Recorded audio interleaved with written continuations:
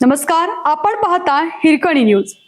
Hirkani news प्रत्येक क्षण ताज्या घडामोडी आणि महत्त्वाच्या प्रत्येक बातमीसाठी नेहमी तत्पर. पुण्यात निष्ठावंतांना डावलल्याने राष्ट्रवादीत नाराजी.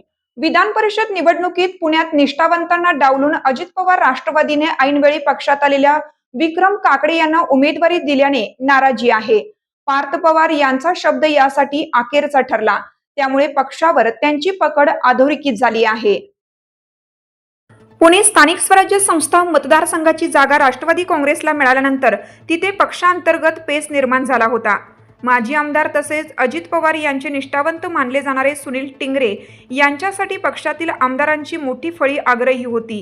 सुनेत्रा पवार यांच्या जिजाई बंगल्यावर यासाठी आमदारांची बैठक पार पडली. मात्र या सर्व प्रक्रियेत पार्थ पवार यांचा शब्द अंतिम ठरल्याचे पाहायला मिळाले.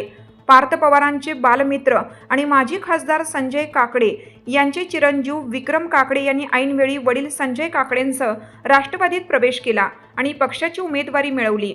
पक्षासाठी योगदान देणाऱ्या टिंगरेंना डावलून ऐनवेळी पक्षात आलेल्या काकडेंना उमेदवारी दिल्याने निष्ठावंतांमध्ये तीव्र नाराजी आहे. महायुतीच्या जागा वाटपात छत्रपती संभाजीनगर जालन्याची जागा भाजपच्या वाट्याला गेली आणि भाजपने सुहास शिरसाट यांना उमेदवारी दिली.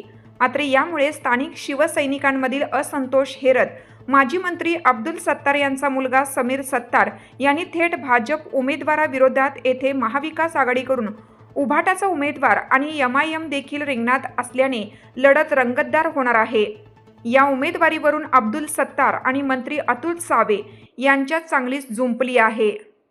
आपल्या हिरकणी न्यूज चॅनलला लाईक करा, शेअर करा आणि सबस्क्राईब करायला विसरू नका आणि रहा अपडेट.